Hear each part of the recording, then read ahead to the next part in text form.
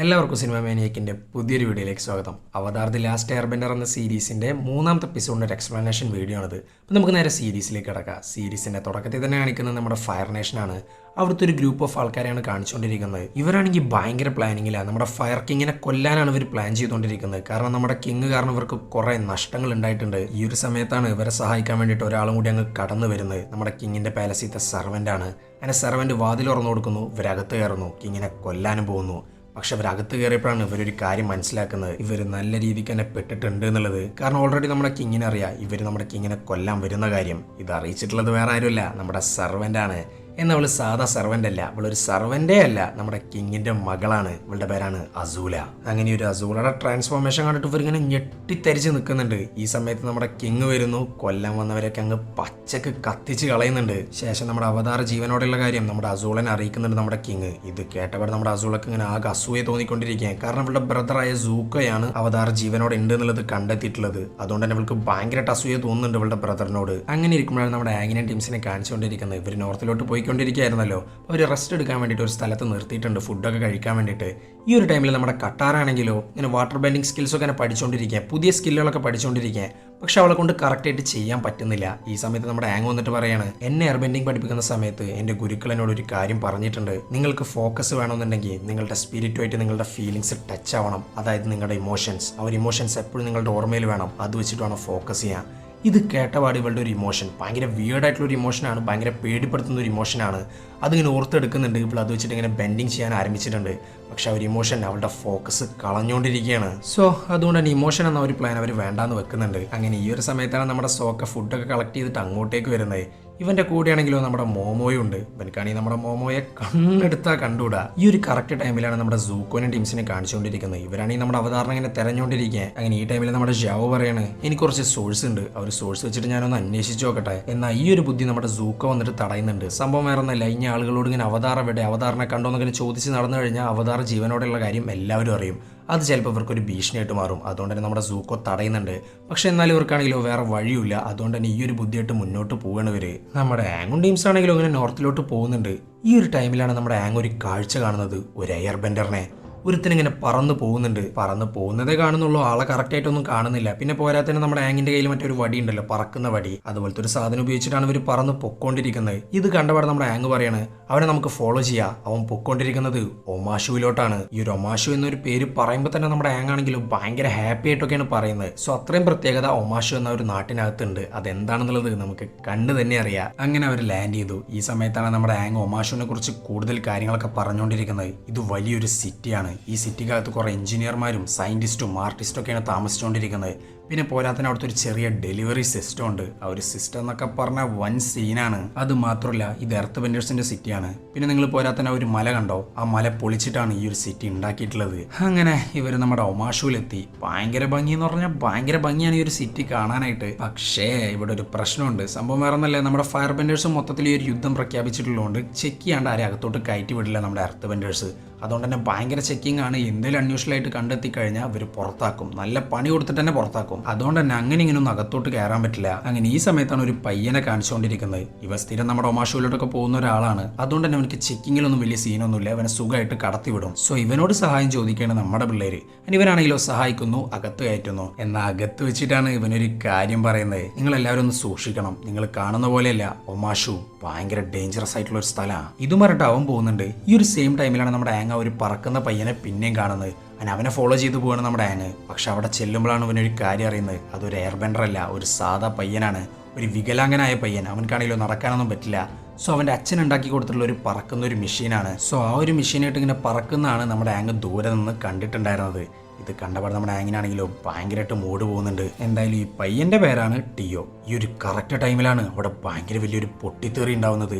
അവിടെ ഇങ്ങനെ ആകെ പൊടി പടർന്നുകൊണ്ടിരിക്കുക. ഇവർക്കൊന്നും കാണാൻ പറ്റുന്നില്ല. പിന്നെ നമ്മുടെ ആങ് വെറുതെ ഇരിക്കുമോ, അവൻ്റെ സ്കില്ല് പുറത്തെടുക്കുന്നു. അവൻ്റെ എയർ കൊണ്ട് എല്ലാ തീ അണക്കുന്നുണ്ട്. അത് മാത്രമല്ല നമ്മുടെ കട്ടാറ അവളുടെ സ്കില്ല് പുറത്തെടുക്കുന്നുണ്ട്. വെള്ളം കൊണ്ട് എല്ലാ തീയും ഇങ്ങനെ അണച്ചുകൊണ്ടിരിക്കുക. ഈ ഒരു സമയത്താണ് നമ്മുടെ ടിയോടെ അച്ഛൻ അങ്ങോട്ടേക്ക് വരുന്നത്. ഇവന്റെ പേരാണ് സായി. അങ്ങനെ സായി ഇവരെ സഹായിക്കുന്നുണ്ട്. അടുത്തുള്ള അവരുടെ വീട്ടിലോട്ട് അവരെ കൊണ്ടുപോകുന്നുണ്ട്. അവിടെ വെച്ചിട്ടാണ് നമ്മുടെ ടിയോ കുറച്ച് കാര്യങ്ങൾ പറയുന്നത്. ഈ ഒരു ബോംബിങ്ങിന്റെ പിന്നിലൊക്കെ നമ്മുടെ ഫയർ നേഷനാ. അവര് കാരണം ഓരോ ബോംബ് ഇവിടെ അങ്ങനെ വീണുകൊണ്ടിരിക്കുന്നത്. അവർക്ക് ഒരു സ്ഥലം പിടിച്ചെടുക്കണം. അത് മാത്രമല്ല, അവർക്ക് ഇൻഫർമേഷൻ കൊടുക്കാനായിട്ട് അവരുടെ സ്പൈസ് ഇവിടെയുണ്ട്, ഈ ഒമാഷുനകത്തുണ്ട്. നിങ്ങൾക്ക് ഞങ്ങളൊന്ന് സഹായിച്ചൂടെ? നിങ്ങളൊരു എയർ ബെൻഡർ അല്ലേ, വാട്ടർ ബെൻഡർ അല്ലേ? ഞങ്ങളുടെ കൂടെ യുദ്ധത്തിൽ ചേര്, ഫയർ നേഷനൊക്കെ കീഴടക്കാം നമുക്ക്. ഈ ഒരു കറക്റ്റ് ടൈമിലാണ് അങ്ങോട്ടേക്ക് നമ്മുടെ സോക്ക വരുന്നത്. സോക്ക ഈ ഒരു സ്ഥലം കണ്ടപാട് ഇങ്ങനെ ഞെട്ടിത്തെരിച്ച് നിൽക്കുന്നുണ്ട്. സംഭവം വേറൊന്നല്ല, നമ്മുടെ സായി ഒരു എഞ്ചിനീയർ ആണ്. ആ ഒരു നാട്ടിലെ എഞ്ചിനീയറിംഗ് സംബന്ധപ്പെട്ട എല്ലാ കാര്യങ്ങളും നമ്മുടെ സായി ആണ് നോക്കിക്കൊണ്ടിരിക്കുന്നത്. നമ്മുടെ സോക്കാണ് ഈ ഒരു എഞ്ചിനീയറിംഗ് കാര്യത്തിലൊക്കെ ഭയങ്കര താല്പര്യമൊക്കെയാണ്. അങ്ങനെ നമ്മുടെ ടീംസ് അവിടെ നിന്ന് ഇറങ്ങിയിട്ടുണ്ട്. അവർ തിരിച്ച് നോർത്തിലോട്ട് തന്നെ പോകാനിരിക്കാൻ ഈ ഒരു സമയത്താണ് നമ്മുടെ ആങ് ഒരു സ്ഥലത്തിന്റെ യഥാർത്ഥ ദൃശ്യം, അവിടുത്തെ യഥാർത്ഥ അവസ്ഥ അങ്ങനെ നോക്കി കണ്ടുകൊണ്ടിരിക്കുന്നത്. ഇത് കണ്ടപാട് നമ്മുടെ ആങ് ഒരു തീരുമാനം എടുക്കുന്നുണ്ട്. നോർത്തിനെ രക്ഷിക്കുന്നതിന്റെ മുമ്പ് ആദ്യം ഒരു ഒമാഷുവിനെ രക്ഷിച്ചെടുക്കണം. ഇവനൊരു അവതാറാണല്ലോ, എല്ലാ സ്ഥലവും രക്ഷിച്ചേ പറ്റുള്ളൂ. സോ അവനവിടെ സ്റ്റേ ചെയ്യാൻ തീരുമാനിക്കാൻ. സോ അവൻ നേരെ പോകുന്നു, നമ്മുടെ ടിയോടോടും സായിഡോടും കാര്യം പറയുന്നു, അവനൊരു അവതാറാണ് എന്നുള്ള കാര്യം. ഇതേ സമയം തന്നെ നമ്മുടെ അസൂളനും ടീംസിനെ കാണിക്കുന്നുണ്ട്. അസൂളനെ അസൂയ മൂത്ത് വൻ വിഷയമായിക്കൊണ്ടിരിക്കുക. ഇവൾക്ക് സത്യം പറഞ്ഞാൽ പേടിയാണ്. നമ്മുടെ അവതാരണം കൊണ്ടാണ് നമ്മുടെ സൂക്ക് ഇങ്ങോട്ടേക്ക് തിരിച്ചു വരുന്നതെന്നുണ്ടെങ്കിൽ ഇവൾക്ക് ഇവളുടെ അച്ഛന്റെ മുന്നിൽ യാതൊരു വില ഉണ്ടാവില്ല. അങ്ങനെ അടുത്ത സീനി കാണിക്കുന്നത് നമ്മുടെ ആംഗിനിയൻ ടീംസിനാണ്. ഇവിടെ നമ്മുടെ ടിയോ പറയാണ്, എനിക്കൊരു ഇൻഫർമേഷൻ കിട്ടിയിട്ടുണ്ട്. ഇപ്പൊ നടന്ന ഈ ഒരു എക്സ്പ്ലോഷന്റെ പിന്നിലുള്ള എല്ലാവരും ഒരു മൗണ്ടനകത്ത് ഒളിച്ചിരിപ്പുണ്ട്.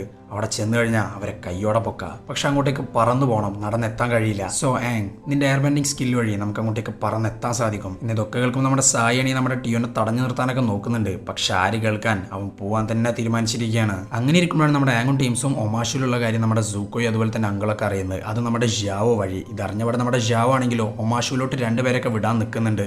ഇത് കേട്ടപാടെ നമ്മുടെ സൂക്കോ പറയാണ്, അത് വേണ്ട, ഞാനും അങ്കിളും നേരിട്ട് പോയിട്ട് അന്വേഷിച്ചോളാം, അതാ സേഫ്. ഇതും വരട്ടെ നമ്മുടെ അങ്കിളും അതുപോലെ തന്നെ സൂക്കോയും പോവാൻ നിൽക്കുന്നുണ്ട്. പക്ഷേ ഈ ഒരു സമയത്ത് നമ്മുടെ ዣവോ ഒരു കാര്യം പറയുന്നുണ്ട്, നിങ്ങൾ വിചാരിക്കുന്ന പോലത്തെ ഒരു സ്ഥലമല്ല ഒമാഷു, അത് ഭയങ്കര ഡേഞ്ചറസ് ആണ്. എന്നാൽ ഇതൊക്കെ കേട്ടിട്ട് നമ്മുടെ സൂക്കോയും അതുപോലെ തന്നെ അങ്കിളാണെങ്കിലോ പതറൊന്നു പോലുമില്ല. അവർ പോകാന്നുള്ള ഒറ്റ തീരുമാനത്തിൽ ഇങ്ങനെ ഉറച്ചു നിൽക്കുക. അങ്ങനെ അടുത്ത സീനി കാണിക്കുന്നത് നമ്മുടെ കട്ടാറിനെയാണ്. കട്ടാർ ഇങ്ങനെ വാട്ടർ ബെൻഡിങ് ചെയ്തുകൊണ്ടിരിക്കുക. ഇപ്പോഴവൾക്ക് പറ്റുന്നൊന്നുമില്ല. പക്ഷേ ഈ ഒരു സമയത്ത് തന്നെയാണ് അവൾ ഒരു കാഴ്ച കാണുന്നത്. നമ്മുടെ സായി ഉണ്ടല്ലോ, സായി ഒരു ഫയർ നേഷൻ സ്പൈയുമായിട്ട് ഇങ്ങനെ സംസാരിച്ചുകൊണ്ട് നിൽക്കുകയാണ്. സോ നമ്മുടെ സായി ഇവിടെ ചതിയാനാണോ അല്ലേ, യാതൊരു ഐഡിയ ഇല്ല.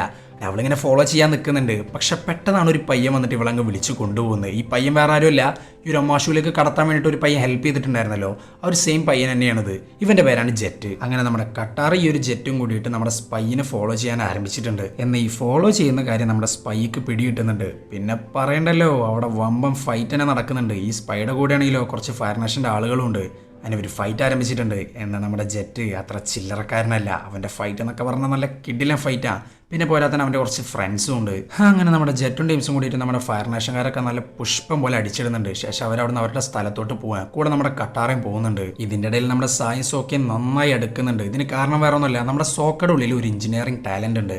ഈ ഒരു ടാലന്റ് ഇങ്ങനെ ചൂണ്ടിക്കാണിച്ചുകൊണ്ടിരിക്കുകയാണ് നമ്മുടെ സായി. അതുകൊണ്ട് തന്നെ നമ്മുടെ സായിയോട് വല്ലാത്തൊരു അടുപ്പം തോന്നുന്നുണ്ട് നമ്മുടെ സോക്കക്ക്. പക്ഷെ നമ്മുടെ സോക്കക്ക് ഒരു കാര്യം അറിയില്ല, നമ്മുടെ സായും ഫയർ നേഷനും തമ്മിൽ എന്തൊക്കെയോ ഒരു ഡീലുണ്ട്. ഈ ഒരു സെയിം ടൈമിൽ തന്നെ നമ്മുടെ ആങ്ങും ടിയോയും കൂടിയിട്ട് മറ്റേ കേവിനകത്ത് കയറിയിട്ടുണ്ട്, മൗണ്ടൈനകത്ത് കയറിയിട്ടുണ്ട്. അവിടെയാണെങ്കിലോ ഇവർക്കൊരു ബ്ലാസ്റ്റിംഗ് ജെല്ലി എന്ന് പറഞ്ഞിട്ട് ഒരു ജെല്ലി കിട്ടുന്നുണ്ട്. ഈ ഒരു ബ്ലാസ്റ്റിംഗ് ജെല്ലി ഉപയോഗിച്ചിട്ടാണ് ബോംബ് ഉണ്ടാക്കുന്നത്. ഈ ബ്ലാസ്റ്റിംഗ് ജെല്ലി ഉണ്ടാക്കാനായിട്ട് ടിങ്കർ സാൾട്ടോ അങ്ങനെ എന്തോ ഒരു സാൾട്ട് ഉപയോഗിച്ചിട്ടാണ് ഈ ഒരു ബ്ലാസ്റ്റിംഗ് ജെല്ലി ഉണ്ടാക്കുക.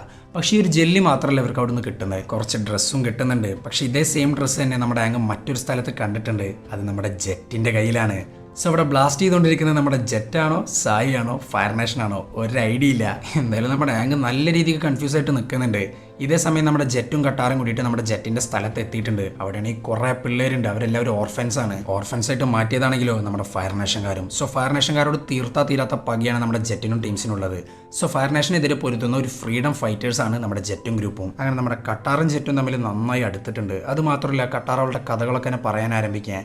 അതായത് ഇവളുടെ ബെൻഡിങ്ങിനെ ബാധിക്കുന്ന ഒരു ഇമോഷൻ ഉണ്ടല്ലോ, ആ ഒരു ഇമോഷനെ കുറിച്ചിട്ടാണ് പറഞ്ഞുകൊണ്ടിരിക്കുന്നത്. നമ്മുടെ കട്ടാറുടെ ചെറുപ്പകാലത്ത് കട്ടാറുടെ അമ്മയെ കൊന്നത് ഫയർ നേഷനാണ്, അത് അവളുടെ കൺമുന്നിൽ വെച്ചിട്ട്. സോ ആ ഒരു മെമ്മറിയാണ് ഇവളെ ഭയങ്കരമായിട്ട് ഹെർട്ട് ചെയ്തുകൊണ്ടിരിക്കുന്നത്.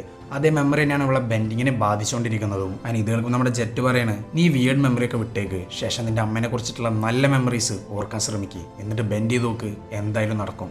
ഇത് കേട്ടപാടെ നമ്മുടെ കട്ടാറാണെങ്കിലോ അവളുടെ അമ്മയുടെ ചിരിയൊക്കെ എന്നെ ഓർക്കുന്നുണ്ട്. ശേഷം ഇങ്ങനെ ബെൻഡിങ് ആരംഭിക്കുകയാണ്.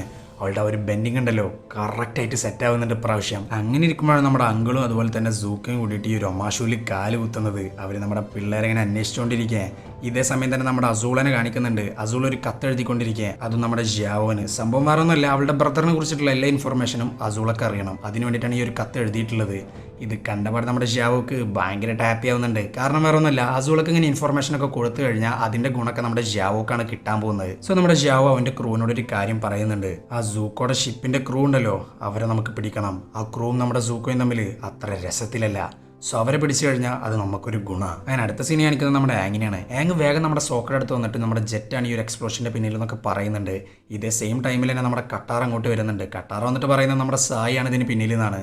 സോ ഏത് വിശ്വസിക്കണം എന്നുള്ളത് ഇവർക്ക് മനസ്സിലാവുന്നില്ല. അങ്ങനെ നമ്മുടെ സോക്കയും അതുപോലെ തന്നെ കട്ടാറും തമ്മിൽ ഭയങ്കര തല്ലായിക്കൊണ്ടിരിക്കുകയാണ്. ഒരാൾ പറയുന്നത് സായി ആണെന്ന്, ഒരാൾ പറയുന്നത് നമ്മുടെ ജെറ്റ് ആണെന്നുള്ളതാണ്. കാരണം രണ്ടുപേരും ഇവരോടായിട്ട് ഇങ്ങനെ അടുത്ത് നിൽക്കുകയാണ്. അങ്ങനെ തല്ലൂടി നമ്മുടെ കട്ടാർ അവിടെ നിന്ന് ഇറങ്ങി പോകുന്നുണ്ട്. ഈ സമയത്താണ് അങ്ങോട്ടേക്ക് നമ്മുടെ സൂക്കോ എത്തുന്നത്. സൂക്കോ ഇവിടെ സ്പോട്ട് ചെയ്യുന്നുണ്ട്. എന്നാൽ നമ്മുടെ സൂക്കോ ഒന്നും ചെയ്യുന്നില്ല. കാരണം ഇവിടെ വെച്ചിട്ട് എന്തെങ്കിലും ചെയ്തു കഴിഞ്ഞാൽ അത് ഭയങ്കരമായിട്ട് പ്രശ്നമാവും. കാരണം ഇവരൊരു ഫയർ നേഷനാ. യൊമാഷൂത്ത് ആൾക്കാർ ഇവർ വന്നിട്ട് അറസ്റ്റ് ചെയ്യാനൊക്കെ സാധ്യതയുണ്ട്. ഈ ഒരു കറക്റ്റ് ടൈമിലാണ് നമ്മുടെ ജെറ്റ് ഇങ്ങനെ ഒളിച്ചും പാത്തും ഇങ്ങനെ നടന്നുകൊണ്ടിരിക്കുന്നത്. ഇതാണെങ്കിലോ നമ്മുടെ കട്ടാറെ കാണുന്നുണ്ട്. ഇവിടെ വേഗം നമ്മുടെ ജെറ്റിന്റെ അടുത്തോട്ട് പോകാൻ. എന്നിട്ട് നമ്മുടെ ജെറ്റിനോട് ചോദിക്കുന്നുണ്ട്, നീ ഇത് എങ്ങോട്ടാ പോകുന്നത്? ഞങ്ങളൊരു മിഷനിലാണ് ഇപ്പോൾ. ഞങ്ങൾ ആ സായിനെ വെച്ചിട്ട് ഒരു കളി കളിക്കാൻ പോവാ. ആ സായി ഒമാഷുവിലേക്ക് ഇങ്ങനെ കാണാൻ വേണ്ടിയിട്ട് ഇങ്ങനെ പൊക്കോണ്ടിരിക്കാൻ പോകുന്ന വഴിക്ക് അവന്റെ പെട്ടി നൈസായിട്ട് ഞങ്ങളങ്ങ് മാറ്റി. അതിനകത്തുള്ളത് ഇപ്പോൾ ബ്ലാസ്റ്റിംഗ് ജെല്ലിയാണ്. അതുണ്ടാക്കിയിട്ടുള്ളത് ഞങ്ങളാ. ഇന്നലെ ബോംബ് പൊട്ടിച്ചത് ഞങ്ങളാ. ഇന്ന് കിങ്ങിന്റെ മുന്നിൽ കുറച്ച് ഓഡിയൻസ് ഉണ്ടാവും. സോ ഈ ഒരു ബോംബ് കൊണ്ടുപോയിട്ട് സായി അവിടെ വെച്ച് കഴിഞ്ഞാൽ സായും മരിക്കും, അവിടെയുള്ള ഓഡിയൻസും മരിക്കും. ആ ഒരു ഓഡിയൻസിനകത്ത് നമ്മുടെ ഫയർ നേഷന്റെ സ്പൈസും ഉണ്ടാവും. സോ എല്ലാ പ്രശ്നവും സോൾവ് ആയിട്ടുണ്ട്. ഇത് കേട്ടവിടെ നമ്മുടെ കട്ടാറാണെങ്കിലോ ആകെ ഞെട്ടി നിൽക്കുക. കാരണം ഓഡിയൻസ് എന്ന് പറയുമ്പോൾ അതിൽ നല്ല ആളുകളുണ്ട്, അവരും മരിക്കും. പിന്നെ പോരാത്തിന് നമ്മുടെ സായി ഇതൊന്നും അറിഞ്ഞിട്ടില്ല, സായി ഇവിടെ മരിക്കും. സോ നമ്മുടെ കട്ടാർക്ക് മനസ്സിലായി ആരാണ് നല്ലവൻ ആരാണ് ചീത്തവൻ. പിന്നെ നമ്മുടെ കട്ടാർ ഒന്നും നോക്കിയില്ല, നമ്മുടെ ടീംസിന്റെ അടുത്ത് വരുന്നു, കാര്യങ്ങളൊക്കെ പറയുന്നു. അതിനിവർ നമ്മുടെ കിങ്ങിനെ രക്ഷിക്കാൻ വേണ്ടിയിട്ട് നേരെ അങ്ങോട്ടേക്ക് ഇറങ്ങിത്തിരിക്കാൻ. പക്ഷേ ഈ ഒരു കറക്റ്റ് ടൈമിലാണ് ഇവരുടെ മുന്നിലോട്ട് അടുത്ത പ്രശ്നം വരുന്നത്, നമ്മുടെ സൂക്കോയും അങ്കിളും. ഇത് കണ്ടപാട് നമ്മുടെ ആങ് പറയാണ്, നിങ്ങൾ വിട്ടോ, സായിനേക്ക് ഇങ്ങനെ രക്ഷിച്ചെടുക്കാൻ നോക്ക്, ഇതെന്റെ ഫൈറ്റാ. ഇത് കേട്ടപാട് നമ്മുടെ കട്ടാറയും സോക്കയും കൂടിയിട്ട് നേരെ അങ്ങോട്ടേക്ക് പോകുന്നുണ്ട്. ഇവിടെ നമ്മുടെ സൂക്കോയും ആങ്ങാണെങ്കിലോ ഭയങ്കര ഫൈറ്റാണ്. പക്ഷെ ഇതിന്റെ ഇടയിൽ നമ്മുടെ അങ്കിള് പറയുന്നുണ്ട്, സൂക്കോ നീ ഒരു കാരണവശാലും നിന്റെ ഫയർ ബെൻഡിങ് പവർ ഇവിടെ എടുക്കാൻ പാടില്ല. അതിനെടുത്തു കഴിഞ്ഞാൽ നമ്മളായിരിക്കും കുടുങ്ങുക. എർത്ത് ബെൻഡേഴ്സ് നമ്മൾ അറസ്റ്റ് ചെയ്യും. അതുകൊണ്ട് ജസ്റ്റ് ഫൈറ്റ് മാത്രം മതി. അതിനൊരു ഫൈറ്റ് ആരംഭിക്കുകയാണ്. കിടിലം ഫൈറ്റ് എന്ന് പറഞ്ഞാൽ കിടിലം ഫൈറ്റാണ്. ആങ് എങ്ങനെയൊക്കെയോ രക്ഷപ്പെടാനൊക്കെ നോക്കുന്നുണ്ട്, പക്ഷെ പറ്റുന്നില്ല. ഇതിന്റെ ഇടയിൽ നമ്മുടെ കട്ടാറയും സോക്കയും കൂടിയിട്ട് ഈ ഒരു പാലസിനകത്ത് കയറാനൊക്കെ നോക്കുന്നുണ്ട്. പക്ഷേ ഈ പാലസിനകത്തോട്ട് കയറണമെന്നുണ്ടെങ്കിൽ അവിടുത്തെ ഒരു ഡെലിവറി സിസ്റ്റം ഉപയോഗിച്ചിട്ടാണ് കയറാൻ. ഡയറക്റ്റായിട്ട് കയറി ചെല്ലാനൊന്നും പറ്റില്ല. പിന്നെ ഡെലിവറി സിസ്റ്റം ഉപയോഗിക്കുന്നു. എങ്ങനെയൊക്കെയോ ഒരു പാലസിന്റെ അടുത്തെത്തുന്നു. അവിടെ നമ്മുടെ സായിനെ കാത്തിട്ട് അമ്പ് ചെയ്യാൻ വേണ്ടിയിട്ട് നമ്മുടെ ജെറ്റിന്റെ ആള് നിൽക്കുന്നു, അമ്പിന്റെ മുകളിൽ തീയൊക്കെ ആയിട്ട്. പിന്നെ നമ്മുടെ കട്ടാറ ഒന്നും നോക്കിയില്ല, വാട്ടർ എടുക്കുന്നു, അങ്ങ് കറക്റ്റായിട്ട് ബെൻഡ് ചെയ്യുന്നു, ഈ ഒരു അമ്പിന്റെ മുകളിലോട്ട് അങ്ങ് ഇടുന്നു. എന്തോ ഭാഗ്യത്തിന്, ജസ്റ്റ് ഒരു ഭാഗ്യം കൊണ്ട് മാത്രമാണ് നമ്മുടെ കിങ്ങും സായിയുടെ രക്ഷപ്പെട്ടിട്ടുള്ളത്. ഇതിന്റെ ഇടയിലാണെങ്കിലോ നമ്മുടെ ആങ്ങും അതുപോലെ തന്നെ നമ്മുടെ സൂക്കും തമ്മിൽ ഭയങ്കര ഫൈറ്റാണ് നടന്നുകൊണ്ടിരിക്കുന്നത്. പക്ഷെ നമ്മുടെ സൂക്കോക്കാണെങ്കിൽ ഭയങ്കരമായിട്ട് ദേഷ്യം വരുന്നുണ്ട്. പിന്നെ അവൻ ഒന്നും നോക്കിയില്ല, രണ്ടും കൽപ്പിച്ച് അവന്റെ ഫയർ അങ്ങ് പുറത്തെടുക്കാൻ. പിന്നെ പറയണ്ടല്ലോ, അവിടെ വലിയൊരു തീപിടുത്തം തന്നെ ഉണ്ടാവുന്നുണ്ട്. ഇത് കണ്ടപാട് നമ്മുടെ ആങ് ആണെങ്കിൽ അവന്റെ എയർ ഉപയോഗിച്ചിട്ട് ഈ ഒരു തീയൊക്കെ കെടുത്താൻ ശ്രമിച്ചുകൊണ്ടിരിക്കാൻ. ഇതേ സെയിം ടൈമിൽ നമ്മുടെ എർത്ത് ബെൻഡേഴ്സ് അവിടെ എത്തിയിട്ടുണ്ട് ഇവരെ അറസ്റ്റ് ചെയ്യാൻ വേണ്ടിയിട്ട്. പക്ഷേ ഈ ഒരു ടൈമിൽ നമ്മുടെ അങ്കിളാണെങ്കിലോ രണ്ടും കൽപ്പിച്ച് ഒരു കളി അങ്ങ് കളിക്കാൻ, നമ്മുടെ സൂക്കോനെ രക്ഷിക്കാൻ വേണ്ടിയിട്ട് അവിടെ വലിയൊരു തീ തന്നെ ഉണ്ടാക്കുന്നുണ്ട് നമ്മുടെ അങ്കിള്. ഇത് കണ്ടപാട് നമ്മുടെ എർത്ത് ബെൻഡേഴ്സ് അങ്കിളിന്റെ പിന്നാലെ പോകാൻ. ഈ ഒരു ഗ്യാപ്പിൽ നമ്മുടെ സൂക്കോ രക്ഷപ്പെട്ടിട്ടുണ്ട്. പക്ഷെ നമ്മുടെ സൂക്കോക്ക് ഇത് തീരെ ഇഷ്ടപ്പെട്ടിട്ടില്ല. കാരണം അവന്റെ അങ്കിളിനെ വിട്ടുകൊടുത്തിട്ടാണ് അവൻ പുറത്തിറങ്ങിയിട്ടുള്ളത്. ഇതേ സെയിം ടൈമിൽ തന്നെ നമ്മുടെ ആങ്ങിനെയും അങ്ങ് പിടികൂടുന്നുണ്ട്. സോ നമ്മുടെ ആങ്ങും അങ്കിളും പെട്ടിട്ട് നിൽക്കുന്നുണ്ട്. അവരെന്തായാലും അറസ്റ്റ് ചെയ്യും, ഉറപ്പാണ്. സോ ഇവിടെ വെച്ചിട്ടാണ് നമ്മുടെ മൂന്നാമത്തെ എപ്പിസോഡ് എൻഡ് ചെയ്യുന്നത്. നാലാമത്തെ എപ്പിസോഡിന്റെ എക്സ്പ്ലനേഷൻ വീഡിയോ ആയിട്ട് നമ്മൾ ഉടനെ വരുന്നതായിരിക്കും. അപ്പോൾ വീഡിയോ ഇഷ്ടപ്പെട്ടാൽ ലൈക്ക് ചെയ്യുക. കൂടുതൽ വീഡിയോകൾക്കായി ചാനൽ സബ്സ്ക്രൈബ് ചെയ്യുക. അപ്പോൾ ഓക്കെ ബൈ.